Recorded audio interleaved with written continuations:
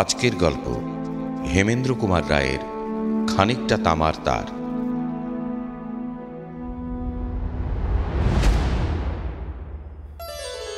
রবিবারের মধ্য দুপুর, গল্পে গল্পে ভরপুর দ্য ক্লাসিক পেজেস।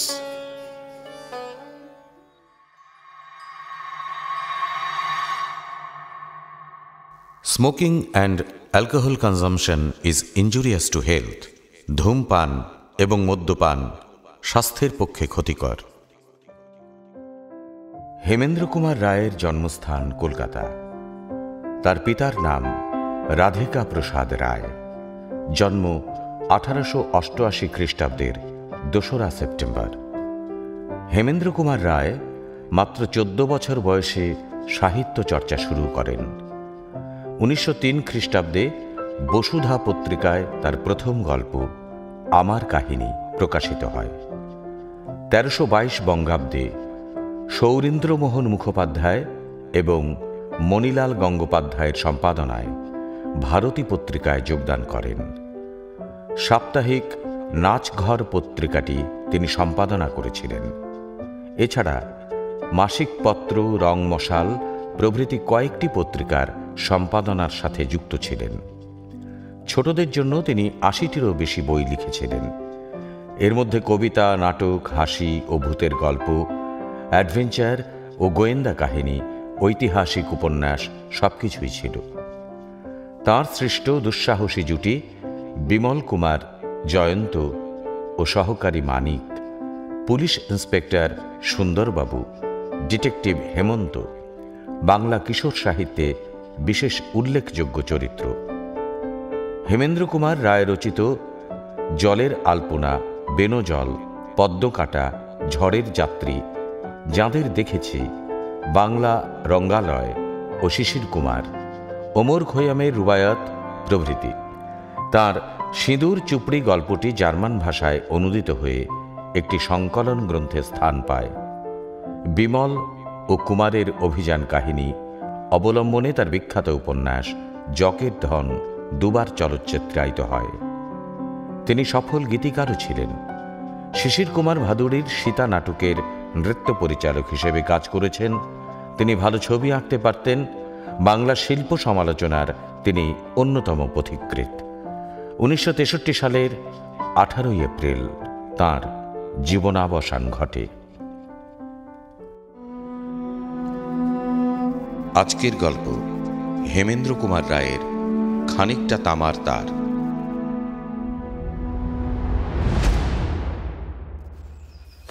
মানিক চেঁচিয়ে পড়ছিল খবরের কাগজ। শ্রোতা হচ্ছে জয়ন্ত। সে চোখ বুজে ইজি চেয়ারে শুয়ে আছে। তার মুখে বিরক্তির লক্ষণ। কোনো খবরে নূতনত্ব নেই।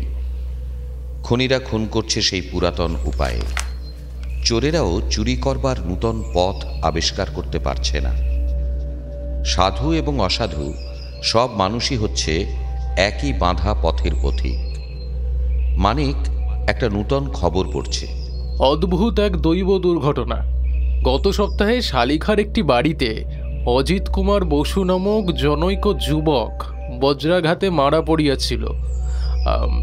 এই সংবাদ আমরা যথাসময়ে পত্রস্থ করিয়াছি। গত পরশু রাতে আবার সেই বাড়িতেই অজিত কুমারের দ্বিতীয় ভ্রাতা অসিত কুমারের মৃত্যু হইয়াছে ওই বজ্রাঘাতের ফলেই। বাবারে, ইংরেজি প্রবাদে বলে দুর্ভাগ্য কখনো একা আসে না, কিন্তু ওপরোপরি দুবারই একই পরিবারের একই দুর্ভাগ্য। এমন আশ্চর্য আবির্ভাবের কাহিনী আমরা আর কখনোই শ্রবণ করি নাই। এছাড়াও থামো মানিক, আপাতত আর কোনো খবর পড়ে শোনাতে হবে না। বুঝেছি। কি বুঝেছ? বুঝলাম এই এই খবরটার ভেতরেই তুমি কিছু একটা চিন্তার খোরাক পেয়েছো। কি তাই তো? পেয়েছি বই কি। আমার পাপী মন এরকম অসম্ভব দৈব দুর্ঘটনাকে সহজে স্বীকার করতে রাজি নয়। ভগবানের হাতের আড়ালে আমি দেখছি মানুষের হাত। মানিক জবাব না দিয়ে কাগজখানা সামনের টেবিলের উপর রেখে দিল। জয়ন্ত খানিকক্ষণ স্তব্ধ হয়ে বসে রইল। টেলিফোনের রিসিভারটা এগিয়ে দাও তো। এখন আবার কাকে ফোন করবে? করব আমাদের বন্ধু গিরীন্দ্র চৌধুরীকে। গিরীন্দ্র, ও ইন্সপেক্টর গিরীন্দ্র চৌধুরী। হ্যাঁ, তার কার্যক্ষেত্র তো ওই অঞ্চলই। হয়তো সে আমাদের অন্ধকার মনকে কিঞ্চিত আলোকিত করতে পারবে। যথাসময়ে ফোনের মধ্যে জাগ্রত হলো গিরীন্দ্র চৌধুরীর কণ্ঠস্বর। হ্যালো। হ্যালো গিরীন্দ্র, আমি জয়ন্ত। এই বলছি যে ওই একই বাড়িতে বজ্রাঘাতে 2 ব্যক্তির মৃত্যু, ওই ঘটনাটা কি তোমারই এলাকায় ঘটেছে? ও হো হো, বুঝেছি। মনসা পেয়েছে ধুনোর গন্ধ। তা ঠিক আন্দাজ করেছো ভাই। ঘটনাস্থলে আমাকেও হাজির হতে হয়েছে বটে, কিন্তু ওই পর্যন্তই। মানে? মনের কোণে উঁকিঝুঁকি মারছে সন্দেহ, কিন্তু সে সন্দেহ প্রকাশ বা পোষণ করবার উপায় নেই। কেন? লোক দুটো সত্য সত্যই বজ্র বা বিদ্যুতের আক্রমণে মারা পড়েছে। তবে আবার সন্দেহ কিসের? না, ঠিক সন্দেহও নয়, তবে মাঝে মাঝে পাচ্ছি যেন বিপরীত ইঙ্গিত। একবার বেড়াতে বেড়াতে আমার এখানে আসবে নাকি? নারাজ নই, বেশ আসছি। জয়ন্ত ও মানিককে দেখে গিরীন্দ্র বললে, প্রথমেই তোমরা কি এক এক পেয়ালা কফি পান করতে চাও? জানো তো আমি চায়ের ভক্ত নই। কফি বা চা কিছুই চাই না, আমরা আজ গল্প শুনতে এসেছি। তাহলে একেবারে গোড়া থেকে শুরু করি, কি বলো? হ্যাঁ, শুরু করো, তবে গৌড় চন্দ্রিকা বাদ দিয়ে। শোনো, আজ 1 বছর হলো অমরনাথ বসু মারা গিয়েছেন। তিনি ছিলেন একজন বড় জমিদার, যথেষ্ট স্থাবর ও অস্থাবর সম্পত্তির মালিক। অজিত কুমার, অসীম কুমার আর অমল কুমার হচ্ছে তার 3 ছেলে। ছোট অমল নাবালক, 2nd ইয়ারের ছাত্র। অমরবাবুর একটি মাত্র মেয়ে সুষমা, তার বিবাহ হয়েছে। স্বামীর নাম সুরেন্দ্রনাথ মিত্র। সুষমার শ্বশুরবাড়ি বিদেশে, কিন্তু পিতার মৃত্যুর পর ভাইদের অনুরোধে স্বামীর সঙ্গে বাপের বাড়িতেই বাস করে। এই হচ্ছে গত আর বর্তমান পাত্রপাত্রীদের পরিচয়। প্রথমে অজিত যখন বজ্রাঘাতে মারা পড়ে, ঘটনাটা আমার মনে স্থায়ী রেখাপাত করেনি। ডাক্তার বললে মৃত্যুর কারণ বিদ্যুতের আঘাত, কিন্তু গেল পরশু অসীমও ওইভাবে মারা পড়তে আমরা রীতিমতো চমকে গিয়েছি। এবারেও ডাক্তারের মুখে মৃত্যুর কারণ শুনলুম বটে, কিন্তু 2 সপ্তাহের মধ্যে একই পরিবারের উপর বজ্রের এমন পক্ষপাতিত্ব বিস্ময়কর। অবশ্য 2টি ঘটনার রাত্রেই মেঘাচ্ছন্ন সজল আকাশ থেকে বজ্রের হুঙ্কার আমরা সকলেই শুনেছি। তবে তুমি সন্দিগ্ধ হয়েছ কেন? 2 দিনই ঘটনাস্থলে গিয়ে 2টো মৃতদেহ ছাড়া বজ্রাঘাতের আর কোনো চিহ্নই দেখতে পাইনি। এছাড়া আর কিছু লক্ষ্য করেছো? করেছি। 2 দিনই লাশ পাওয়া গিয়েছে পূর্ব দিকের জানালার নিচে মেঝের উপর। এও লক্ষ্য করেছি মৃত্যুর রাত্রে অজিত আর অসীম যে বিছানায় ঘুমিয়েছিল, খাটের শয্যার উপরে সে প্রমাণের অভাব নেই। কিন্তু দুর্যোগময় রাত্রে তারা শয্যা ত্যাগ করে জানালার ধারে এসেছিল কেন, এ প্রশ্নের উত্তর পাইনি। তাহলে তোমরা কোনো মামলা খাড়া করতে পারোনি? মামলা দাঁড়াবে কিসের উপরে? প্রমাণ কই? সন্দেহ তো প্রমাণ বলে গ্রাহ্য হবে না। আমাকে একবার ঘটনাস্থলে নিয়ে যেতে পারবে? অনায়াসে। সেখানে গিয়ে পৌঁছতে 5-6 মিনিটের বেশি লাগবে না, কিন্তু সেখানে গিয়ে তুমি কি দেখবে? যা দেখবার তাই। কিন্তু আমি ভবিষ্যৎবাণী করছি, সেখানে গিয়ে আমরা যা দেখেছি তার চেয়ে বেশি কিছুই তুমি দেখতে পাবে না। এটা মামলাই নয়, আশ্চর্যভাবে দৈব দুর্ঘটনায় 2টো লোক মরেছে এই মাত্র। আশা করি তোমার কথাই সত্য হবে। এখন চলো।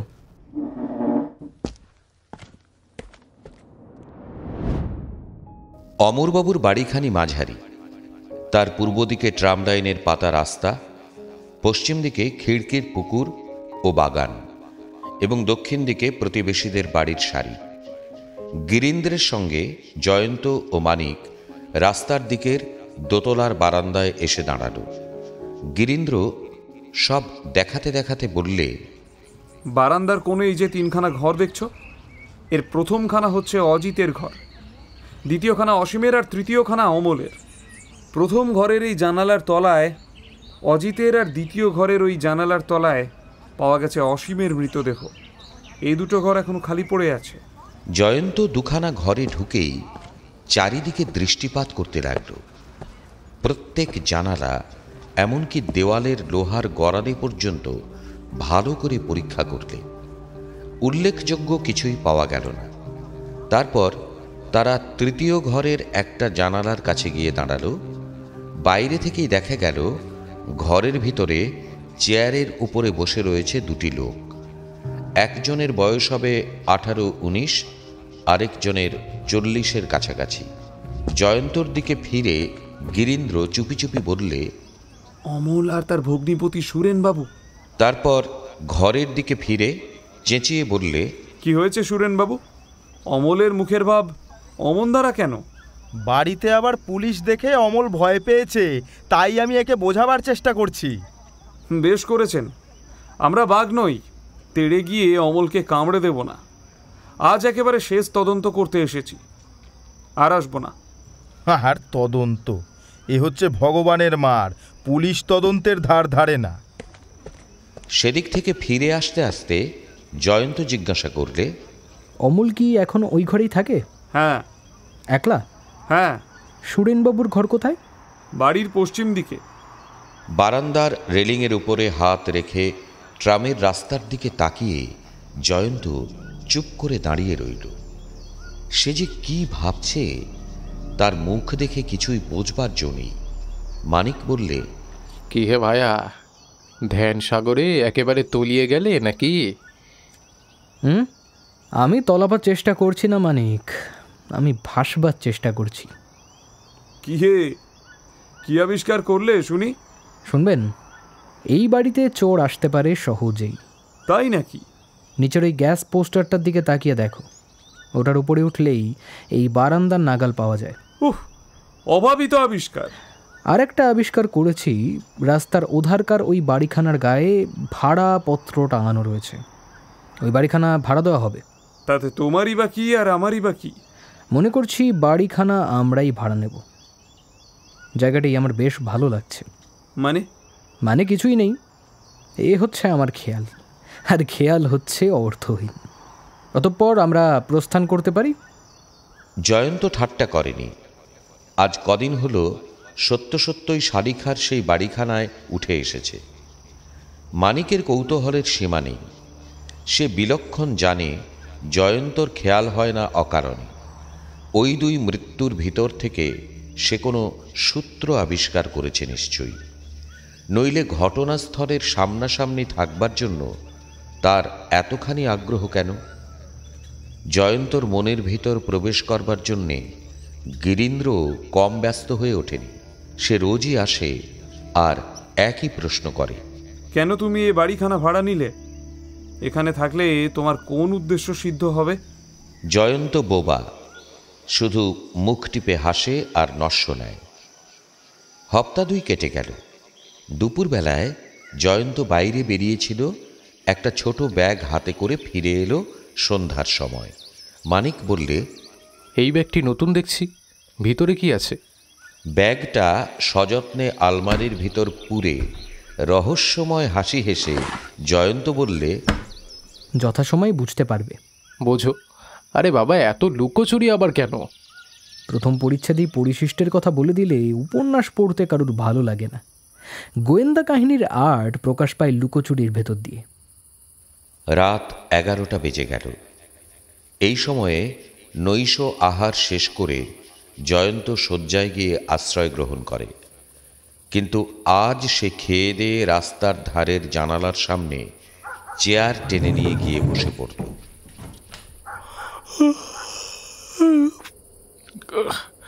ঘুমাতে যাবে না নাকি? না। সে কি, কেন হে? আমি দেখতে চাই আজ গভীর রাত্রে চাঁদের মুখে কালি ঢেলে গোটা আকাশ মেঘে মেঘে ছেয়ে যায় কিনা। তারপর হয়তো জাগবে হুহু ঝোড়ো বাতাস, হয়তো ঝরবে ঝোড়ো ঝোড়ো বাদল ধারা, হয়তো বাজবে ডিমি ডিমি বজ্র ডমরু। তো হঠাৎই এরকম উদ্ভট কবিত্বের কারণটা কি? কবি হতে চায় না কে বলো? আকাশে তো দেখি আজকে প্রতিপদের চাঁদের প্রতাপ। কেমন করে আর ঝড় বৃষ্টি নামবে? গণৎকার জানিয়ে দিলে। বাবা, তা সে আবার কে? আবহবিদ্যা নিয়ে যাদের কারবার, জানো তো, আবহবিদ্যা জাহির করবার জন্য সরকারি অফিস আছে। আজ আমি সেখানে গিয়েছিলাম, খবর পেলুম আজ শেষ রাতের দিকে রীতিমতন ঝড় বৃষ্টির সম্ভাবনা আছে। তুমি ক্রমেই অন্যায় রকমের দুর্বোধ্য হয়ে উঠছো জানো তো। না, আর তোমাকে বোঝাবার চেষ্টা করব না, আমি এখন ঘুমাতে যাই। তথাস্তু। অনেক রাতে কিসের শব্দে হঠাৎ মানিকের ঘুম ভেঙে গেল। ঘরের ভিতর হু হু করে জোর হাওয়া। ঘরের দরজাটা খোলা। জানালার সামনে চেয়ারের উপর জয়ন্ত নেই, তার বিছানাও শূন্য। বজ্রের হুঙ্কারে চমকে মানিক বাইরের দিকে তাকিয়ে দেখলে চাঁদের আলোর বদলে সেখানে দেখা যাচ্ছে কেবল অন্ধকারকে। বৃষ্টি নামার শব্দও শোনা গেল। তাড়াতাড়ি জানালা বন্ধ করতে গিয়ে মানিকের চোখে পড়ল আরেক দৃশ্য। অমরবাবুর বাড়ির সামনে গ্যাস পোস্টের উপরে একটি মূর্তি। পরমুহূর্তে মূর্তিটি ঝাঁপ খেল মাটির উপরে। গ্যাসের আলোকে চিনতে বিলম্ব হল না, জয়ন্ত। মানিক হতভম্বের মতো দাঁড়িয়ে আছে। জয়ন্ত আবার এসে দাঁড়ালো ঘরের ভিতরে, তার হাসি হাসি মুখ। এসব কি ব্যাপার জয়ন্ত? তুমি চোরের মতো অমরবাবুর বাড়িতে গিয়েছিলে? গিয়েছিলাম। তোমার পায়ে রাবারের জুতো, হাতে রাবারের দস্তানা। হ্যাঁ, এ হচ্ছে ভলকানাইজড রাবার। আশ্চর্য। এর চেয়ে বেশি আশ্চর্য যদি হতে চাও তাহলে ছুটে যাও টেলিফোনের কাছে। আরে সে না হয় গেলাম, কিন্তু তারপরে কি? বীরেন্দ্রকে ফোন করো, বলো এখনই সদল বলে ছুটে আসতে। সে কি এত রাতে এই ঝড় জলের মধ্যে? আরে হ্যাঁ, বোকার মতন দাঁড়িয়ে দাঁড়িয়ে প্রশ্ন করো না। গিরীন্দ্রকে বলো এখনই সদল বলে অমরবাবুর বাড়িতে না গেলে এ মামলার কিনারা হবে না। ততক্ষণে আমি একটু বিশ্রাম করে নিই।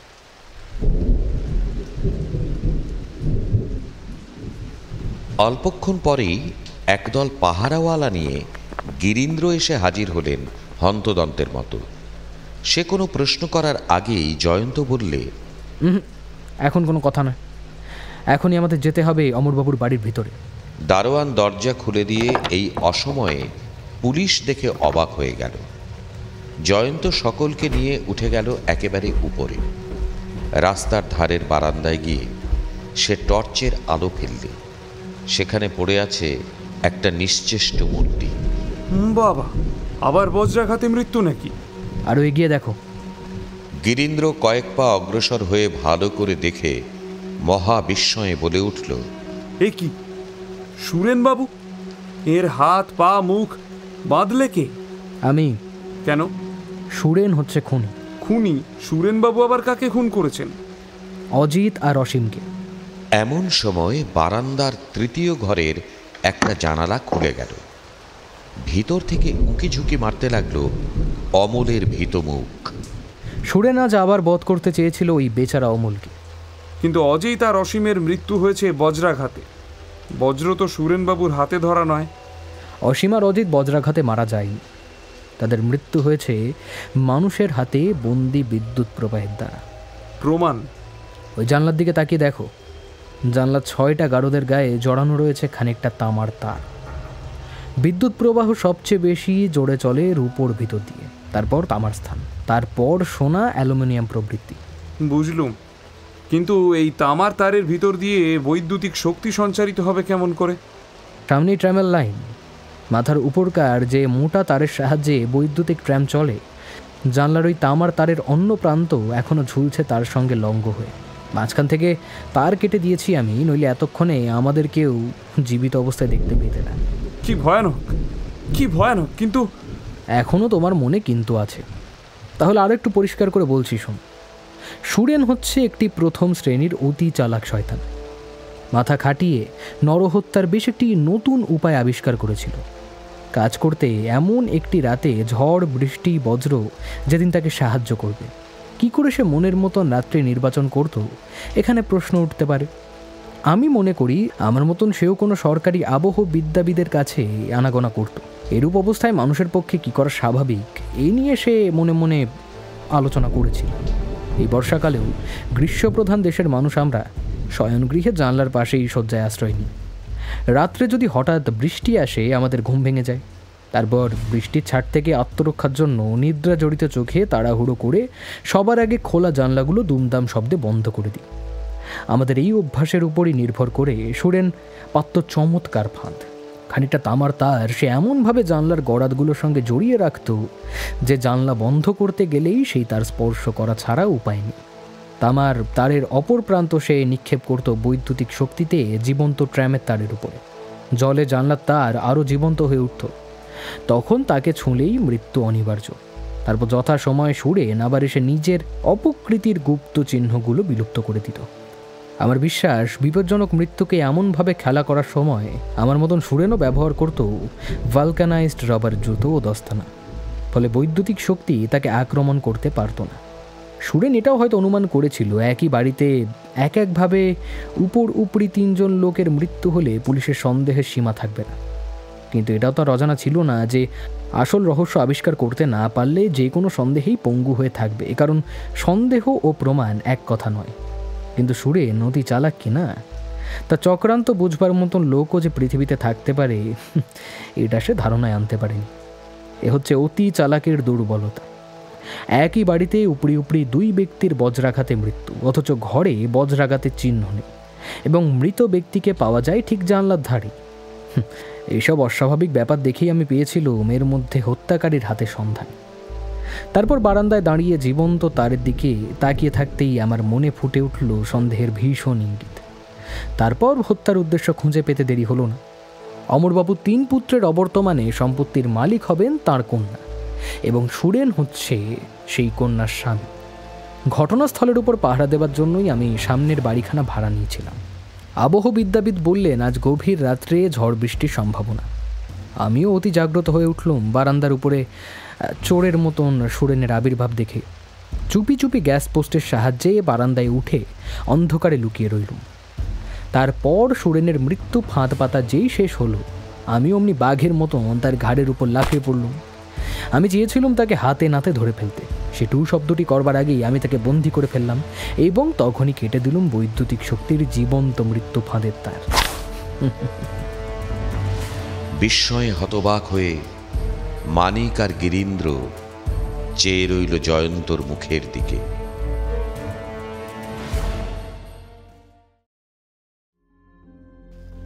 শুনলেন হেমেন্দ্র কুমার রায়ের খানিকটা তামার তার। গল্পটি ভালো লাগলে আমাদের official YouTube channel the classic pages like, subscribe, share করতে ভুলবেন না।